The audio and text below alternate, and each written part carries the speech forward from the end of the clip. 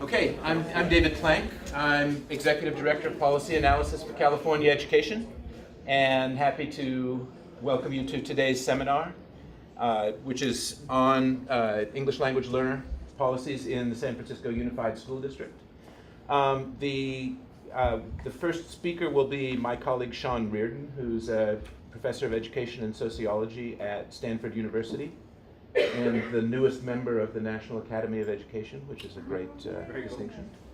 And we're lucky to have two of our colleagues from San Francisco Unified School District with us today who can help to provide some of the sort of local context for the research that Sean will be talking about. Ritu Khanna is the assistant superintendent, is that right? Assistant superintendent for research and planning. And Christina Wong, that's what I thought. Christina Wong is a special assistant to the superintendent in the San Francisco Unified School District, and I think works mainly on policy questions. So with that, I will introduce Sean Reed. Thank you, David. Where's the clicker?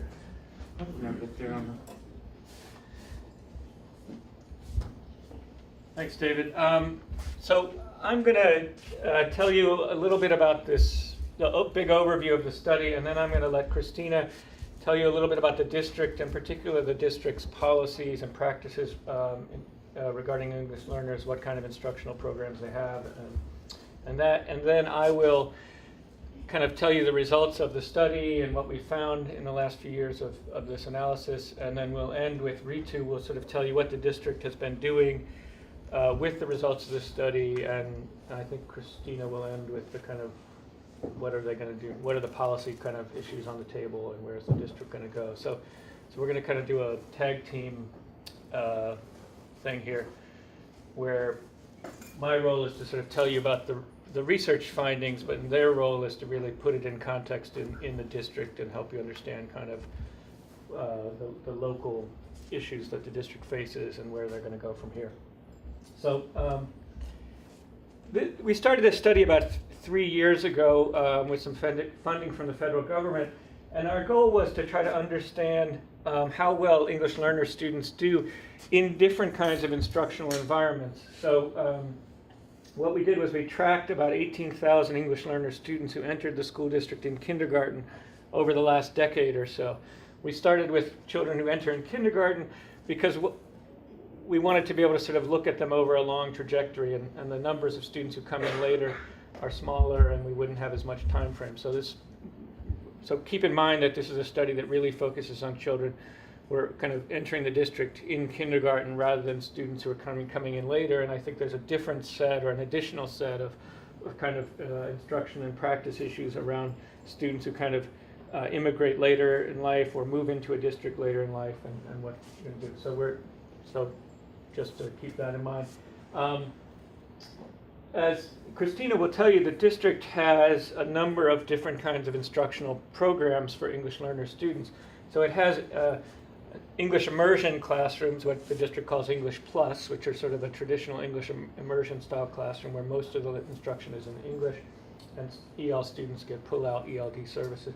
But it also has a number of other types of instructional environments for English learner students, including a developmental bilingual program, what the district calls bilingual maintenance. It has more of a transitional bilingual program, what the district calls bilingual early exit. And it has a set of dual immersion programs that have both English learner and native English speakers in the classroom. That's the music that always comes on in my mind when I'm talking. Now you can all hear it. So.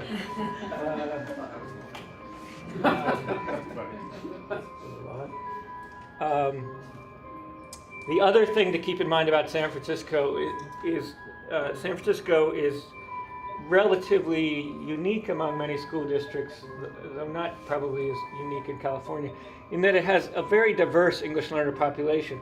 About 40% of the English learners are Spanish-speaking Latinos, and about 40% are Chinese, and about 20% are about 50 or 60 different ethnicities and linguistic backgrounds. So we're going to break down the the study and the analyses and look at the Latino students separately and the Chinese students separately, just to sort of get a sense of whether the results look the same across these two ethnic groups. We don't break it down for the smaller groups because there's just not enough students in those groups for us to say much with certainty. So this is a research project that actually came about through a set of conversations between the school district and myself and some other folks at Stanford, like Kenji Hakuda. And it's a study that came about because we're both interested in these questions for somewhat different reasons. So from the scholarly perspective, there's relatively little high quality, sort of rigorous evidence that helps us understand what kinds of instructional environments are best for English learner students. There's a lot of political debate, and there has been a lot of political debate in California as well as around the country about sort of from a political or ideological perspective whether students should be learning in English or whether they should be learning in their home language and that. But that's a sort of a different kind of argument. When you look at the sort of scholarly research and say, what does the data say? There's not been a ton of great research helping us really know empirically, do children learn English faster in one kind of environment or another? Do they learn academic skills faster in one kind of environment or another? Do they maintain their home language more or less in one kind of environment or the other? And so we wanted to be able to sort of say something that would help inform that scholarly debate. We also wanted to help the district sort of understand what should they be doing. The district is, I think, unique in many ways, and one of them is that it has these many different kinds of pathways or instructional programs that parents can choose from for their children. And so we wanted to help the district understand how the students were doing in these different pathways to help them think about what they might want to improve or change going forward. From the district's perspective, they, of course, care about the scholarly research, but they care mostly, I think, about what are they going to do with the children in their classrooms, as they should. And so this is intended to sort of help them from that point of view. So there are these sort of two competing theoretical perspectives. If you set aside the political and ideological discussions about what language we should use in the United States or in public school classrooms, if you set that aside and just sort of think theoretically, is it better to teach children initially in their home language or initially in English? The arguments kind of go in very simple forms like this. If you teach children primarily in English, they will get exposed to more English. They will therefore acquire English skills faster, and therefore they'll be able to access the kind of core academic content that the educational system is trying to provide to them faster. And so you'll see more rapid English acquisition and better academic outcomes over the long run because they'll be able to get access to that content more rapidly. The other side of the argument is that if you teach students in two language programs where some or initially even most of the instruction is in their home language, you're going to get better development of their home language, so they're going to get better skills there. And that's going to, the development of the home language is going to transfer to development of English, and they're going to be able to get access to academic content quicker because they're going to be able to get it in a language they understand more rapidly rather than having to wait until their English is fluent enough to be able to understand the content in English. And so there is this sort of debate about whether which we should prioritize, and it partly depends sort of on how you set these programs up. So sort of keeping that in mind from the sort of scholarly perspective, we're sort of interested in testing out kind of, if we follow kids over the long run through schooling, they start in kindergarten, but they are in different instructional environments, how do they look in terms of acquisition of English proficiency and in terms of academic skills over the long run? So that's kind of what the study's going to look at. I'm going to let Christina now tell you a little bit about the school district in the context of the study. There's a laser, yeah. So just to share, in San Francisco, in addition to state and federal legal requirements to provide services for English learners, we also have the Lau Consent Decree, which is from the Lau v. Nichols case from the 1974 decision. And we still have an active Lau action plan that we're implementing that articulates all the different language pathways. But at the same time, we also have Prop 227 in California, which requires us to provide waivers or parental waivers. And so we do both so that we are in compliance with both. And you know, somebody reminded me that it's like the 15th year anniversary of Prop 227, so there's a lot of buzz about, you know, is this still something that is meaningful and relevant for the state? And at the same time, the Lao Consent Decree is going to just celebrated its 40th anniversary. So these are huge milestones in terms of language learning and the history of language learning for the state of California, but for us in San Francisco as well. So Sean already mentioned a little bit about this, but in San Francisco, our population is about 37% English learners, 40% are Spanish speaking, the other 40% is Cantonese speaking, and the other 20% make up about 60 different languages, okay? And then the district, right now we offer 4 distinct pathways for English learners. The English Plus pathway, which is basically the language of instruction is in English, and if you happen to have a bilingual teacher, they can provide some supports in that native language. We also have biliteracy. Biliteracy currently is basically the 2 models that was once called the early exit bilingual, which is basically a K-3 program. And then the maintenance program, right there, that doesn't help. Okay, so the maintenance program is a K-5 program. And I'm going to go through what the differences are. So we basically are phasing out the 2 programs called early exit and maintenance, and have been working on enhancing a biliteracy pathway. And then we also have dual immersion, and that is something that is not just for English learners, but for also English-only students and bilingual students. And lastly, we have a newcomer program that is a transitional program for students that are newly arrived and are going through, they really need rigorous English language development. You can't see this, so I'm going to walk you through this. But basically, I did describe the intention of some of these programs. So for English Plus, again, the target, it's designed for learners, but if you can imagine, they're basically with their general education peers, and for 30 to 40 minutes a day, they get English language development. Sometimes it's pulled out, sometimes it's a circling system. And they also get, during the rest of the day, they get strategically designed academic instructional practices that are embedded. And as we move from the old ELD standards to the new ELD standards, we're really looking at what it looks like during the entire school day in terms of how ELD is being integrated during the regular content areas as well. But the population really, it's for the most part, it's for those students where we can't offer a language pathway, and also for parents who really want their kids to be in English immersion program. But the instruction, like I mentioned, is all in English. And then for biliteracy, this really is designed for English learners. And the population that's in the classroom, though, it may be a mix, but most of the students are English learners. There could be, because we're trying to articulate a pathway, there could be students that have been reclassified or perhaps passed the CELDT initially, the California English Language Development Test, and are now initial fluent English proficient. So they were never an English learner. But primarily the focus is so that it's designed for English learners.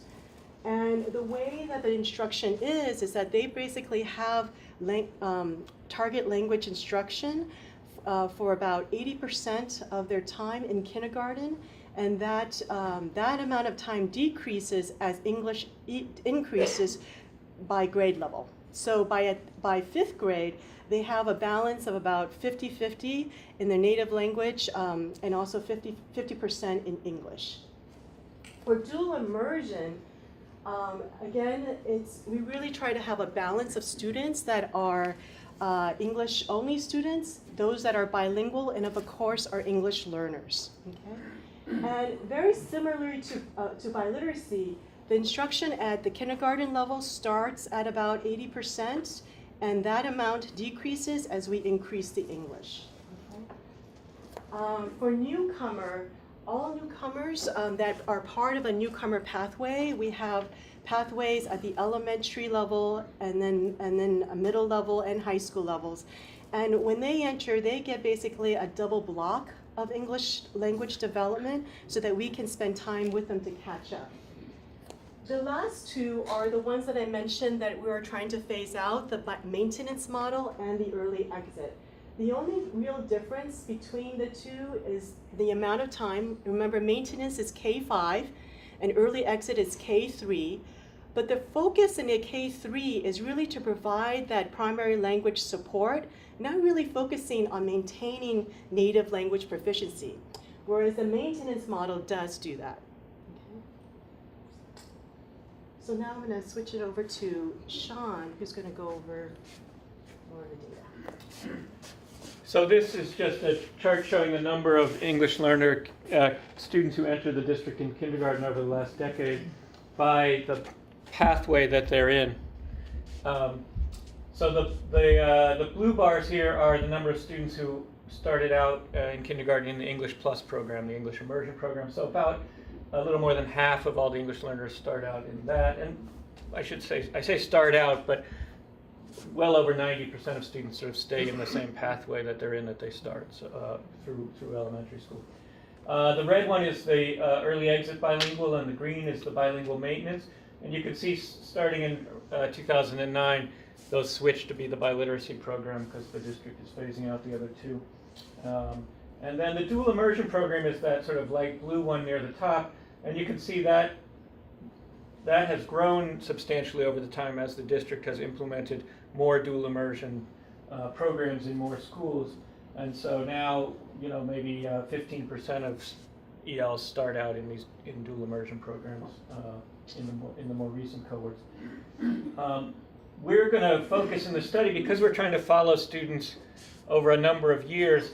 We're not going to be able to say much about the biliteracy program. In fact, I'm not going to say anything about the biliteracy program because those students are still too young for us to have much in the way of academic outcomes for them.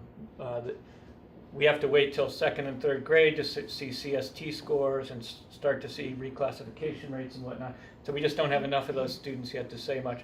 So the results I'm going to show you are going to compare the students who start out in English Immersion with the students who start out in the two bilingual programs, the early exit and the maintenance, and also comparing them to the dual immersion students. But we won't have anything to say about the biliteracy students. This is the same chart, but now this is just the number of Latino students, Spanish-speaking students. And you can see that they're distributed in roughly the same proportions, though a bigger proportion of them are in dual immersion. There are more Spanish-speaking dual immersion programs, and so a number of them in that. And then this is for the Chinese English learners. There's only a handful of dual immersion programs for the Chinese students, and so there's many fewer of them than that.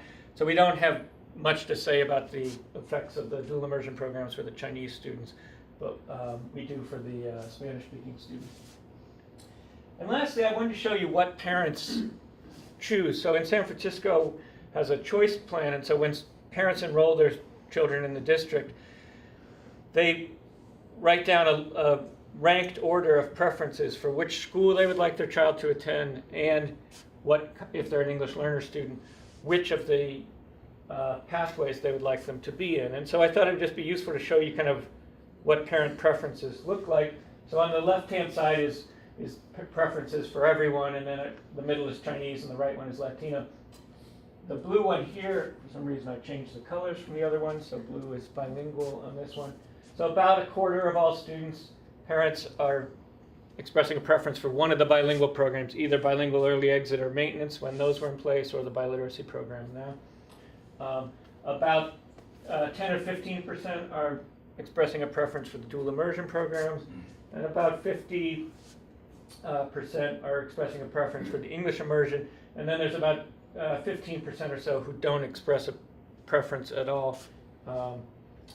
And you can see the preferences differ a bit between the Chinese and the Latinos. There's far fewer expressing a preference for dual immersion programs among the Chinese. That's partly a supply issue. There's only 2 or 3 schools that have Chinese dual immersion programs, so if you don't want your child to go to one of those schools, you don't say you want a dual immersion program. So the preferences aren't they could change if there was more supply, is another way of saying it. But there's a diversity of preferences here. It's not like everyone is saying I want English immersion or everyone is saying I want dual immersion.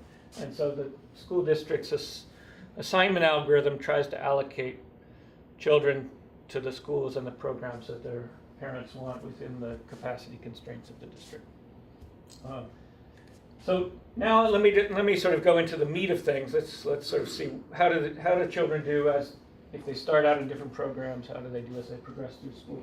So what we're going to do is we're going to do some basic kind of regression analyses. That is, we're going to compare the outcomes, the trajectories for students as they progress from kindergarten through 7th or 8th grade. On a number of outcomes, we're going to look at their reclassification rates, their CELDT scores, their CST scores. And we're going to focus on kindergartners who are classified as English learners when they started in kindergarten in the district. So they all take the CELDT test, and the district uses a 325, right? Mid-basic cutoff on the no, that's the CST cutoff. The CELDT is the regular. Oh, the 4. Yeah, the 4 and the 4 and above. 4 and above gets you classified as, well, 3 or below gets you classified as EL.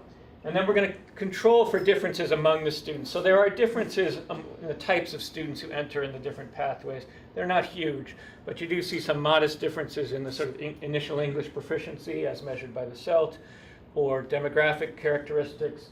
And importantly, we're also going to control for what their parents wanted. So we might have, for example, 2 children whose parents both wanted them to be in a bilingual program, but one didn't get in because there wasn't space and ended up in English Plus, for example. And so to the extent possible, we're trying to compare similar children, but who ended up starting out in kindergarten in different pathways. It's not like we did a randomized experiment. We didn't sort of randomly assign kids to one program or the other. But it's as good as we can do sort of without the randomized experiment, in the sense that we're trying to compare kids who look as similar to each other as possible at the time they entered in kindergarten, including being similar in terms of what kind of pathway program their parents wanted them to be in. And we're going to look at a set of different outcomes. We're going to look at their scores on the CELDT, so English proficiency scores. We've done some analyses where we look at their scores on each of the subscales. I'm just going to show you the sort of the overall score and proficiency standards on that. We're going to look at their achievement on the CST scores, particularly the ELA test, but we also have math scores.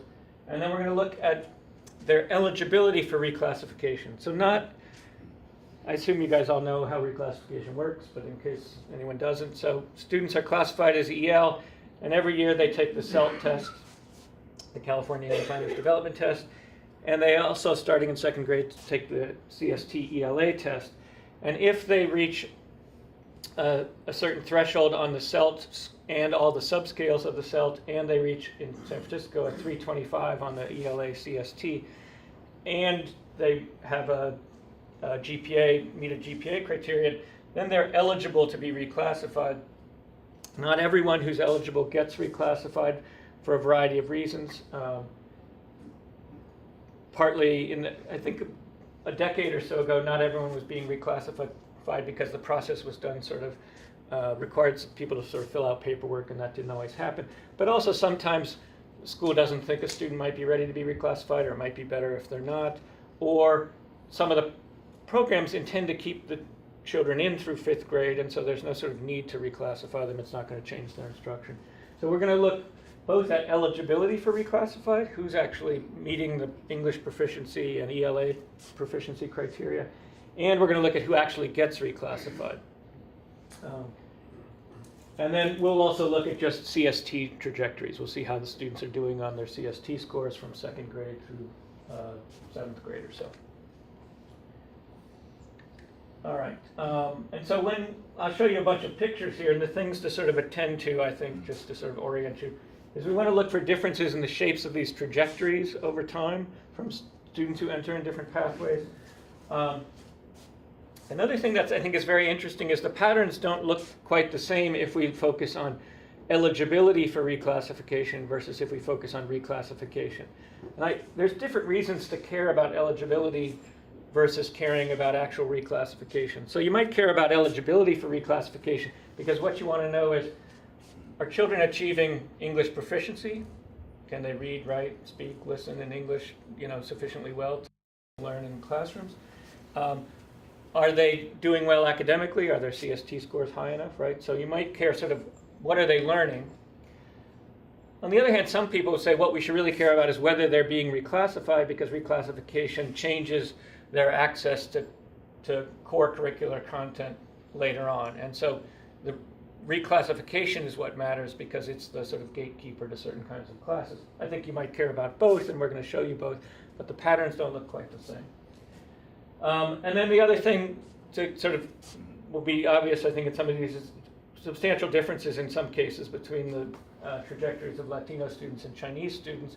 And our study can't really say why, because it's not designed to do that. It's more looking at differences between the pathways within a group. But it's certainly a topic that the district has been concerned about, and we've spent a fair bit of time discussing. But if you're looking for an answer to that, I certainly don't have one, but it's a pattern you'll see here. So let's first look at English proficiency. So what we're going to look at here is, at what point do children reach proficiency as measured by the CELDT? And so I'm going to show you a bunch of pictures that all sort of look like this. So along the bottom is what grade the children are in, and these pictures are all start at 2nd grade and go to 8th grade, because for many of the outcomes we don't have measures before 2nd grade. The CSTs aren't given before 2nd grade, reclassification doesn't happen before 2nd grade, and so on. And on the vertical axis there is the percent of students who by a given point in time have met this criterion. So this is the percent of students at any given grade who've met the CELDT criterion. So they are English proficient as measured by the CELDT. And then the 4 different lines here are the average within each of those 4 pathways. So we've got English Immersion is the solid blue line. The early exit bilingual is the dashed blue line. The maintenance bilingual is the dashed brown line, and the dual immersion is the red dashed line. And so what you can see here is that if you looked in 2nd grade and said, our students, what's the rate of English proficiency, you would conclude that in the English Immersion programs, more students have reached English proficiency by 2nd grade than in the 2-language programs. Remember, we're comparing students who started with the same CELDT scores at kindergarten entry. So these are students who had the same English proficiency at the time they entered kindergarten. And now there's higher rates of English proficiency in the English Immersion program by 2nd grade. But by 5th grade, the rates of English proficiency are basically identical across the pathways. There's no statistically significant difference among them. And indeed, in the middle school years, the rate of English proficiency sort of tapers off, flattens out faster for the English Immersion program than it does for the other ones. And so what this says is that students in the English Immersion program do acquire English proficiency faster, but by 5th grade, the rates are sort of identical across the pathways. This is the same picture now, but this is for the Latino students. And you see the same basic pattern.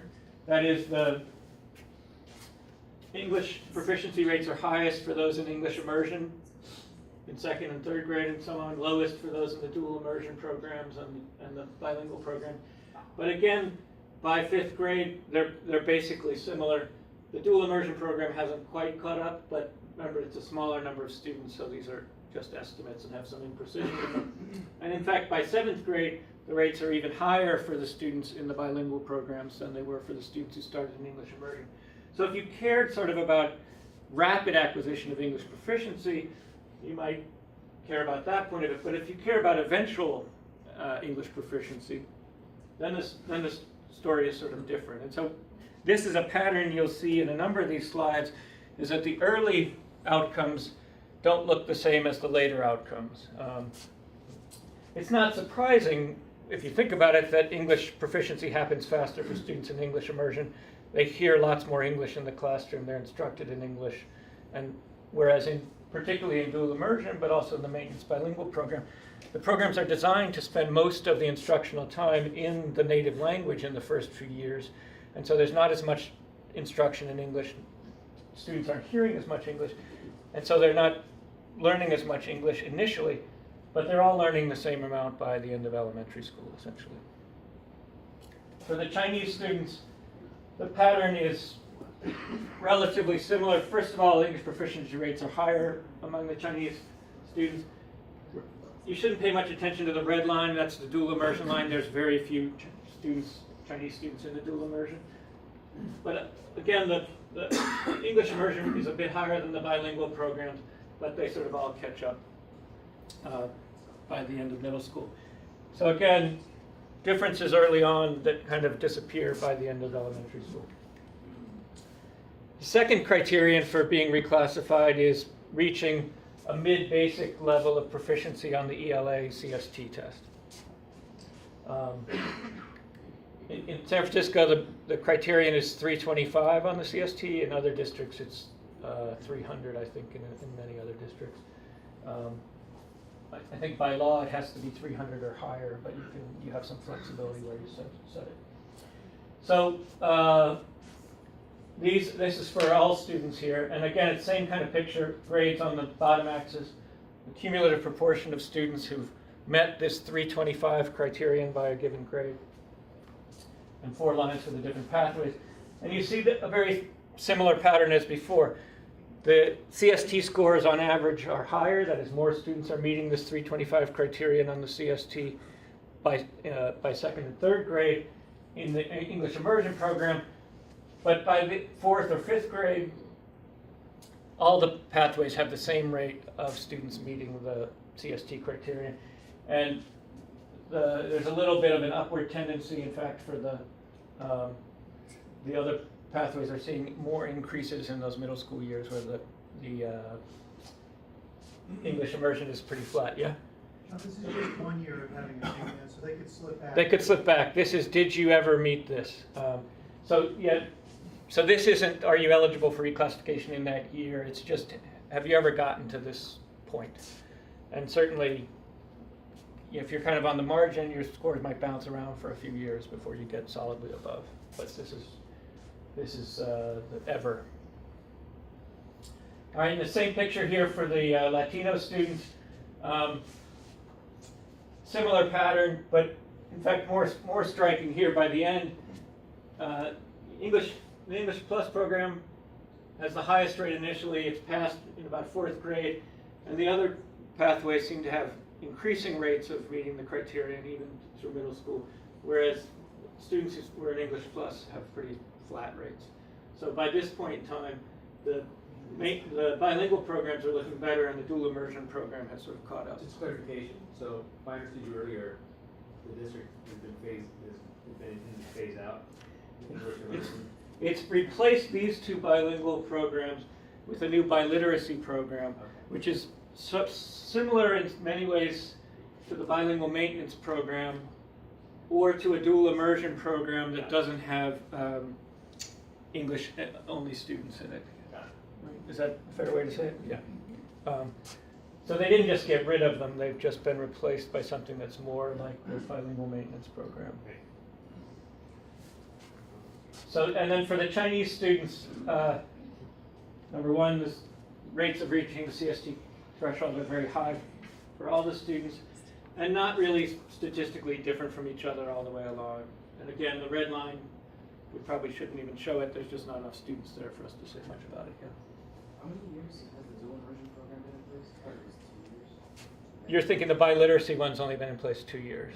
Dual immersion has been around since our data started, I think, but has expanded for the Chinese students. It's expanded in the recent years, but there aren't enough of them that we have a long-term trajectory for this to be very useful.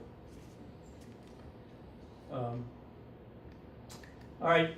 The third thing we want to look at is eligibility for reclassification. So this is no longer an ever. This is was there a time in a given year when you met both the CST criterion and the CELDT criterion at the same time, and so you could have been reclassified at that point in time, right? Because There is a way in which students can meet the CELDT criteria in 1 year, but they miss the CST, and the next year they meet the CST and miss the CELDT, and they never end up technically eligible for reclassification, though they have at some point in time met each of them individually. So this is, we're going to look at here now, did you ever meet all the criteria at the same time? Could you have technically been reclassified at that point in time? Again, we see the same basic pattern. More eligibility in the early years for the students in English Plus, but by 5th grade, the bilingual programs have passed and the dual immersion has caught up, and by 7th grade, the 2-language programs are all have as high or higher rates than the English Immersion program. For Latino students, same picture, even more pronounced again, much higher rates here, but much higher for the English Immersion here. So eligibility is happening faster for students in English Immersion, but over the long run, more students in the 2-language programs are eligible for reclassification than in the English Immersion program. And this is for the Chinese students. There's no significant differences across pathways for them. Those are all basically indistinguishable for each other. So there is also a pattern you should see here where there's more differences in the outcome trajectories across pathways for the Spanish-speaking students than there are for the Chinese-speaking students. We can talk about why that might be if you guys are interested, but that's a kind of recurring pattern. The last of these outcomes we want to look at is reclassification rates. So instead of eligibility, how many students actually were reclassified? Now, some of the programs aim much more towards rapid reclassification than others, so that factors into it, as well as just sort of idiosyncrasies in how it happens in different schools and at different times. But the story here is that reclassification rates are higher by 2nd and 3rd grade in the early exit and English immersion programs. Those are the ones designed for more rapid reclassification in some sense. And those rates stay higher really all the way through our time period. Eligibility wasn't higher, remember, but actual reclassification is higher in those programs. And that same holds for the, when we just look at the Latino students, though the maintenance bilingual program does sort of catch up by 6th grade. Well, actually, the early exit catches up even earlier. So when we look at Latinos, the story is not quite the same. When we look at it for Chinese, the English immersion and the early exit bilingual have by far the most rapid rates, and the maintenance bilingual has a much slower rate through most of the time period. So there is an interesting difference between the patterns of eligibility for reclassification and the patterns for actual reclassification. And like I said, I think you could say, well, what I really care about is eligibility, because that tells me how proficient in English students are and what their academic skills are. Or you could say, well, what I really care about is reclassification, because I want to make sure that kids get access to core academic content by the time they get to middle school. I don't want them being long-term ELs. And so, but the story is a little bit different depending on which of those you kind of want to lean on. The last thing I want to show you is trajectories of average CST scores. So instead of eligibility for reclassification or proportions of students who've met a threshold, now we're going to look at the average CST score for students who are in each pathway, and look at the trajectory of those averages across time. And so these are somewhat hard pictures to follow, I think, so I apologize for that. But again, we have grade on this axis, and on this axis we have a measure of what students' average CST score is, but it doesn't look like anything you're used to because it has scores of -0.2 and 0, and that's not the way CST scores are. So these are in standard deviation units away from the statewide mean. So if you were a student who just were just an average student in California, not an average EL, but just an average student in California, your trajectory on this picture would look like this. So flat line at 0 is just being the average student in the state over 2nd and 5th grade. And so being above the line means you have higher scores than the average student in the state. Below means you have lower than the average student in the state. A line going up means your scores are increasing faster than the average student in the state. a line going down would mean your scores are increasing slower than the average student in the state. It doesn't mean you're losing knowledge, it just means you're not learning as fast as the average student in the state. And instead of measuring them in CST scale points, because the CST scales are different in different grades and different subjects and different years even, we're going to put them in standard deviation units. I think a standard deviation on the CSTs tends to be somewhere around 60 points. So think of a tenth of a standard deviation as sort of 6 points on the CST scale. That's a very ballparky kind of number, but something like that. So now we can look at the pathways. So English Plus is the solid blue line. So on average, EL students in San Francisco in second grade, if they're in English Plus, they have scores just a little bit below the state average. And they kind of stay about equally below the state average. But again, this is a very small difference. It's maybe 3 points on the CST average difference. Right? This is the bilingual early exit and bilingual maintenance. Slightly higher, slightly lower than the state average, but kind of tracking the state average in terms of trajectory. And the dual immersion students, by second grade, they actually have lower scores than the state average and lower than the other 3 pathways. But they learn ELA skills faster than in the other programs, so that they've sort of caught up or surpassed these other programs and are sort of at the state average by the time they're in 5th grade. Now, part of why they're low may be because, remember, they have the lowest rates of English proficiency by second grade. To perform well on the ELA CST test, one has to be able to read and write in English and so on. And so their academic skills or their scores are improving partly probably because their English proficiency is improving rapidly over the same period of time. But everyone's English proficiency is improving as well, so that's not the only thing going on here. So there does seem to be a more rapid academic growth for those students in the dual immersion program. When we look at the math trajectories, this is the California average. So in San Francisco, everyone's above average. It's a little Lake Wobegon. The Lake Wobegon of California. But except for the dual immersion, the students aren't learning as fast as the average student in California. So they in second grade, they're much higher than the state average. By 5th grade, they're a little bit higher than the state average. Except for dual immersion, where they're kind of maintaining their level above the state average. So again, dual immersion trajectories sort of look better than the other ones in terms of academic skills. And then this is it broken down for ELA, broken down by Latinos and Chinese. The Latino story looks a lot like the overall story, that it's sort of flat for everyone except for dual immersion. So the Latino students in dual immersion are seeing their scores increase faster than the state average.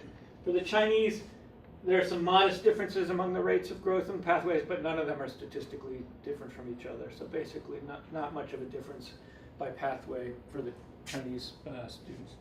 And then this is the story for math. None of these are statistically different from each other. I think for the Chinese, this is statistically significant. So the Chinese students actually have the most rapid growth in math skills in the English Immersion program compared to all the 2 language programs. But by and large, none of these differences in trajectories are enormous except for this one here in ELA, which is mostly driven by the Latinos. So that's a lot of data. I'm sure you have it all firmly in your brains. And now Ritu is going to come tell us about what San Francisco has sort of been doing with this information, and Christina will end by telling us about going forward.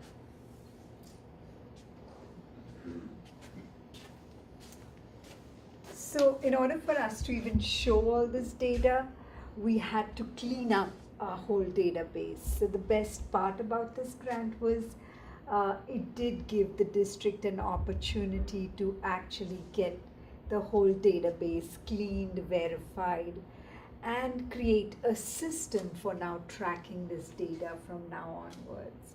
So building the data capacity of the district to not only build this data but understand and then use it at the site level was what I would say is one of the benefits of this grant and of this research. Okay. So I'm going to try to show you in terms of policy. So it had both policy as well as, so first was just the data governance piece that I spoke about. And I will show you some of the school level reports that we are now able to make for schools, for them to use, interpret, share with their audience.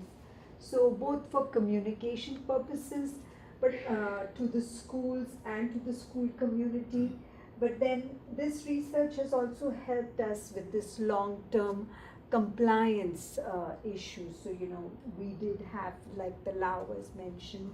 So we do have annual reviews, and they always wanted to look at the success of the pathway data. So some of it was more a legal finding. So we have been disseminating the information both at the central level as well as the school level.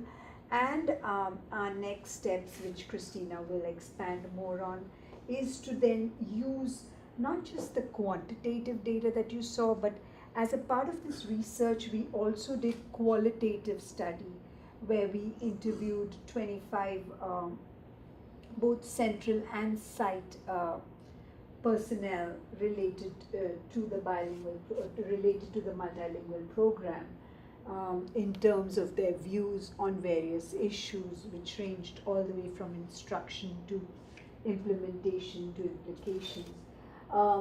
And so, we will use all that research for program planning, for professional development, for resource allocation, for monitoring of our best practices, looking more deeply at the achievement results and see if they, calibrate with what we would say is best practice.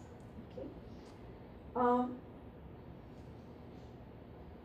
I am going to show you, this was one of the school reports that we created again as a result of the data cleanup that I was talking about. So in this school, what we started to do was we like to look at longitudinal trends. So longitudinal matched score data. So if Ritu in 2nd grade, Ritu in 3rd grade, Ritu in 4th grade. How did we do? Again, the chart is not that clear. I really apologize for it. But this is 2nd, 3rd, and 4th. And if you were just to look at the colors, green is proficiency, so proficient and above. So you can see 100% of them at 2nd grade itself. Now this is the Cantonese biliteracy pathway in the school. Are you all with me? Cantonese biliteracy pathway in the school. And it's the English Language Arts CST results. So it's showing you that across the 3 years, the 20 students in the Cantonese biliteracy pathway were proficient every single year. How did they compare to the other EL students within that same school who were not in a biliteracy pathway but were in maybe in an English Plus? It showed you their trajectory. And then if you really want to go back and look at the Cantonese biliteracy pathway at the district level and what that performance is, those are the 3 graphs for the district performance. So again, this is just one of the kind of reports that we were able to share with our schools. We were also able to share more data around the long-term ELs, who are now your long-term ELs. What did the schools do with all this data? We started to find that even in the strategic actions, again, I wouldn't say only as a part of the data, there was a lot more awareness, professional development during those years too, but we are seeing more specification with regards to mentioning of the program. So this is the same school that you see, and pre-data years of the EL pathways, there was more generalizability, and now there's actions, there's strategic actions in their school site plans have more specificity. More specificity with regards to the program, the focal students, as well as the strategic action. Moving forward. Moving forward, not backwards, forward. So a lot of you are probably wondering, and we get a lot of questions about, like, you know, what are we going to do with this data? Does it mean that we're going to have more dual language immersion and more biliteracy programs? And the answer is not quite yet. We're just trying to really maintain and enhance and expand these language pathways so that they're actually truly PK to 12. In San Francisco, we've had a really long history of having the dual language immersion and biliteracy programs in the elementary level, and then we have very few in the middle and even less in the high school. So for the next, I would say, decade, we're really working towards making sure that all the kids that are in the elementary have a place to go to be able to continue their language learning in the middle and high school. So definitely the focus is going to be about enhancing and expanding our existing pathways. And with that, we need to proactively recruit bilingual and biliterate teachers. And it is a challenge that we have so that we can appropriately staff. We do go through other steps. BCLAD simply is not enough to be able to, I see a lot of heads going like this. BCLAD is not enough. So we actually, in our HR department, we do have an additional assessment that our Multilingual Pathways Department administers with all of these potential teacher candidates. But we need other options and other resources, and so we're going to be exploring that because, you know, that does take a lot of human capital to be able to do that. And also working with our higher university educational systems so that we have teachers that are ready and prepared and know that, you know, there is a future in bilingual education. We also need to make sure that once we have those teachers, the new recruits, the new candidates, as well as our own teachers right now within our ranks, that they have enough professional development and they have the opportunity during the instructional day to be able to do that planning. Because whatever a GE teacher tells you, it does take a lot more work to provide that instruction in a bilingual classroom. Because oftentimes you're doing things in both English and sometimes you're doing the same thing in Spanish or in Cantonese, but we're trying to clarify that as well in our professional development.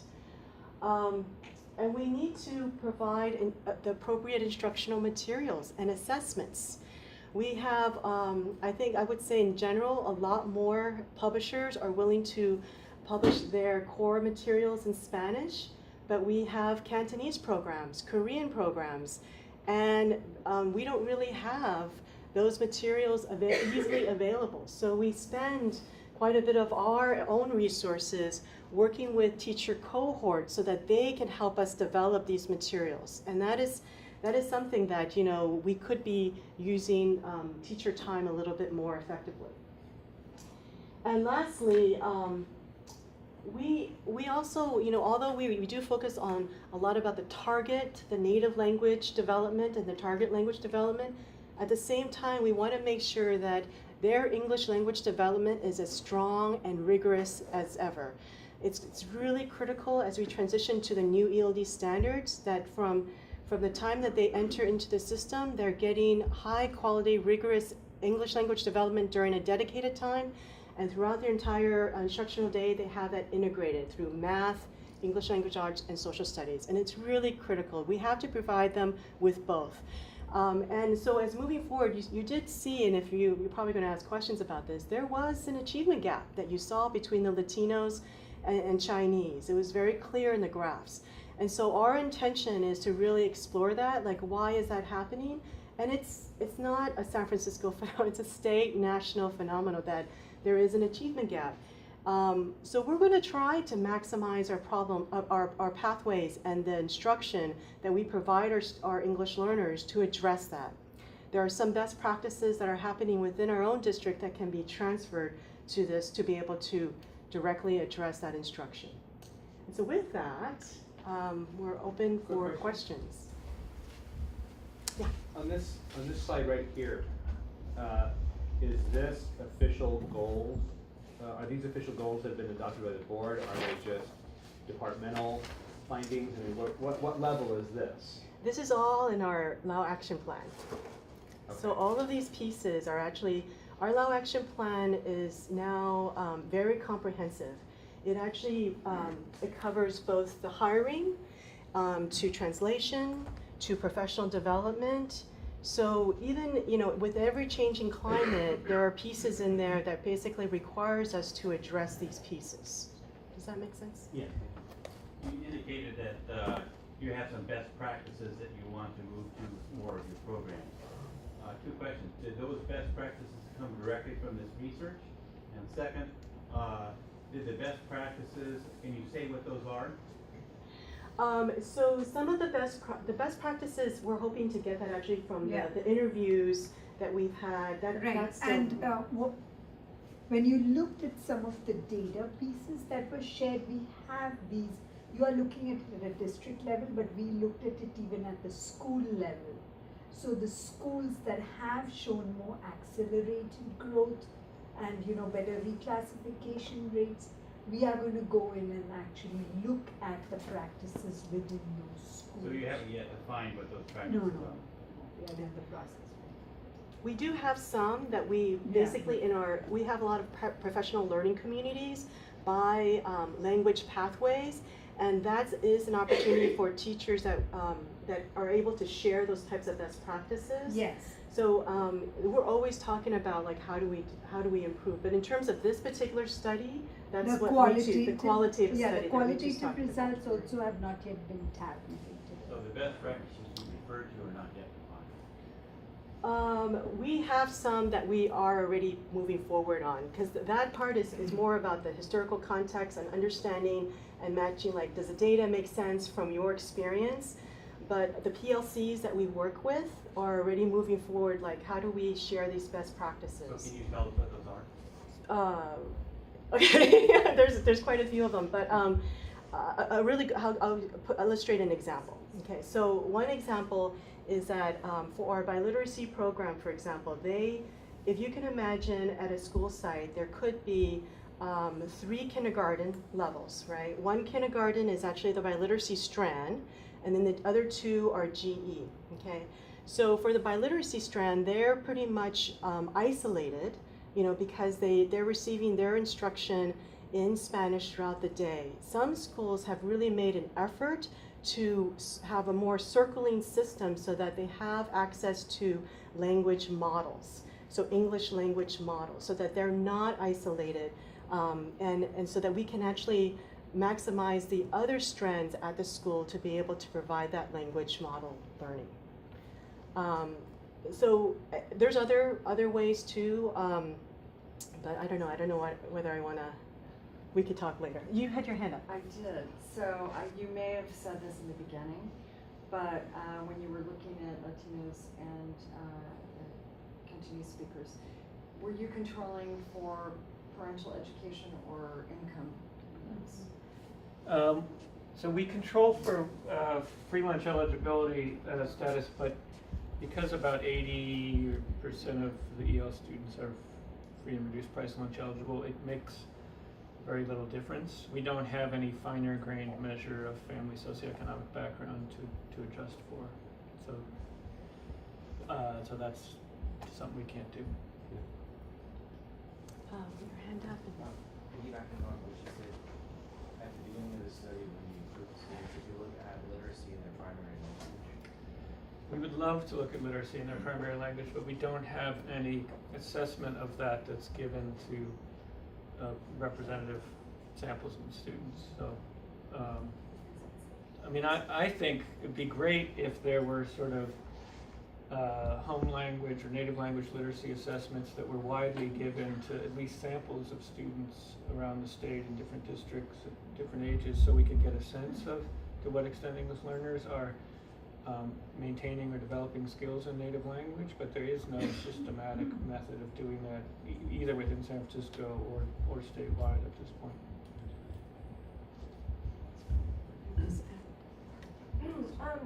Has there been discussion or is there a plan in place for tracking progress in the absence of summative test data, like the CSDs? be a using whole of the data for next year. Well, for several years, right? Because you have to get a baseline. No, we continue. We do have district administered assessments that are formative assessments, both interim, benchmark, diagnostic. So we do have other assessments, and on all the assessments, we do disaggregate the data. So that would basically replace in the dashboard that you showed. Yes. Yes. Actually, Yes. So, the data cleaning that you did with this grant, and you don't have to go into all of this now, but I think that would be, will that be something that you're gonna talk about in the study? Because it seems like that would be a very good example for other districts of what they need to do, what it involves to clean their data, and how much it takes, and all of that. So is that something that you'll be talking about, or is that? I mean, it's not in, as we've written up the results of the study for both academic kind of publication and for sort of more snapshot kind of reports, we're not focusing on that because it's so deep in the weeds and nitty gritty, but I do think there might be lessons you could tell from your point of view about. Yeah, it was interesting actually. The initial presentations that we made had quite a few slides on the data cleanup. That what was the percent of matching, verification, because at every stage we were trying to, validate the data, cross-validate the data. So, that kind of matching, going through all the brochures that, and confirming, doing random selection, confirming. It was a tedious process. We haven't written that one yet. I think one I'm lesson sure is San Francisco's not the only. it's hard to retrospectively reconstruct data. It's a lot more efficient to keep track of it going forward. And so we were fortunate in the grant we got from the Department of Ed provided some money to Stanford to do the analysis work, but it provided a big chunk of money to the district to fund a staff person in Ritu's office to do this retrospective data cleaning and validation so that we could actually do this. Yeah, and it was interesting how the first year was like, that was 100% of the person's job, and then as the years progressed, we decreased that. There's some others here. In the analysis, did you control for kids being in expanded learning programs after school? We did not. It's an interesting thing, and I don't know to what extent the data are available to do it. The John Gardner Center has some data from San Francisco County on after school and activities. It's unclear to me whether or not we could, I mean, if we could leverage it, it'd be interesting to know, but we haven't done that yet. Yes. I think in the back. For this programs where there's accelerated reclassification, the lower grades, did you look long-term and see how successful they are in the long term compared to those that stayed in the program a little longer? Yeah, great question. That's actually an analysis that, there's two graduate students who've been working on this with me as well, Alana Umansky and Rachel Valentino. And Alana has been looking into this question of when students get reclassified, does that end up sort of helping them in the long run or hurting them? And the question is sort of, does it give them access to kind of core curriculum, core academic content that they might not have gotten if they weren't reclassified or not? We don't have an answer yet, but that's one of the things we're working on. Yes. I'd like to know the extent to which your data collection system might have retained some data on the students who are being served by your direct funded charters. Have you retained any of those students in your data system so that long-term you might also be able to look at their growth? Do you know what happens to students who go to charter school? Charter schools within San Francisco, yes, but no, not if they've gone outside of San Francisco's unified. Even for those direct funded charters that your district is No, the direct funded. Yeah, that is, we have like, if you're talking about the San Francisco Unified, yes, we do still have their database. We can track within San Francisco funded charters, yes. Yes, very easily. out of curiosity, is there much difference in the cost per pupil on these pathways? Fair question. Yeah. I'll let you answer. Oh that. gosh. Nobody wants to talk about it. Well, in our district, we have a weighted student formula. So for English learners, and we don't necessarily give them additional funding based on the language pathway, but more around their English proficiency. And it may slightly change as we go into LCFF, but Actually, but I meant cost, not funding. Right. Right. So we do provide an additional bump if they are an English learner.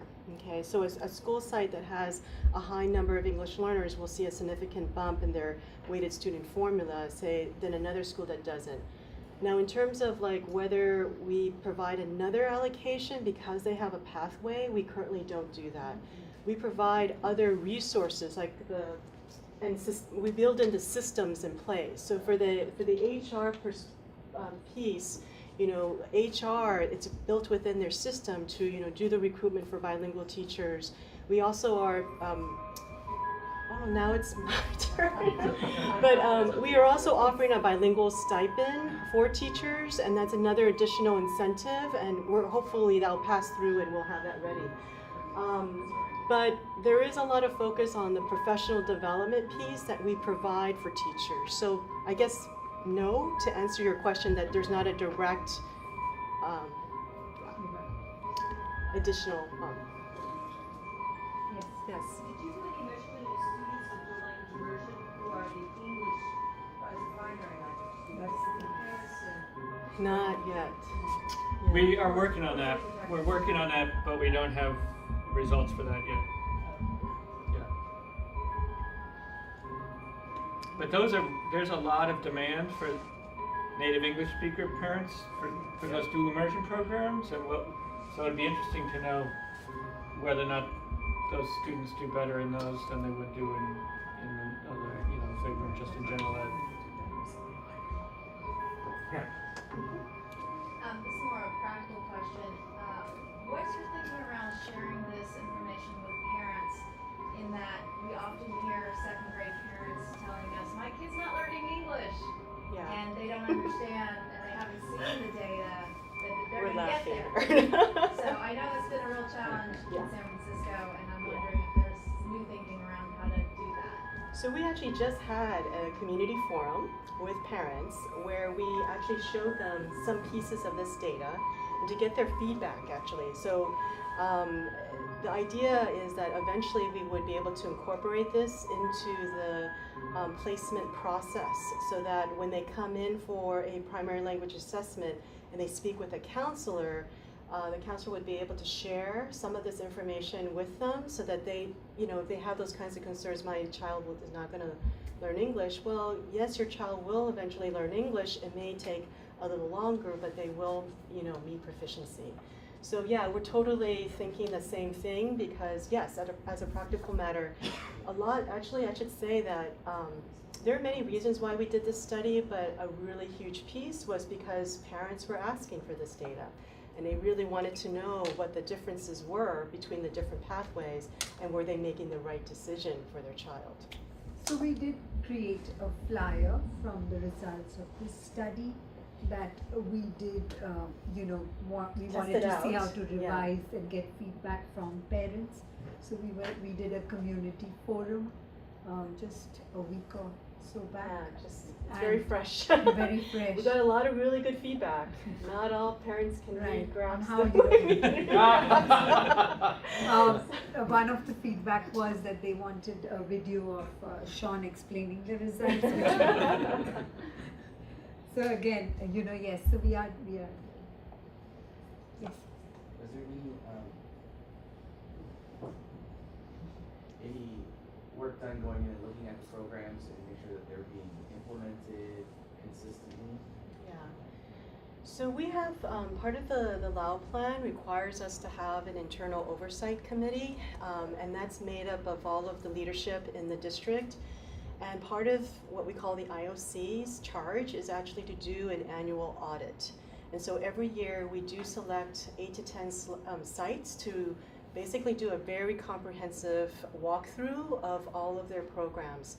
That's actually the required audit, and then on top of that, during the fall, every assistant superintendent actually selects sites that they want to visit. They usually have about 5 to 10 sites that they visit, and they do instructional rounds. So you guys are familiar with that.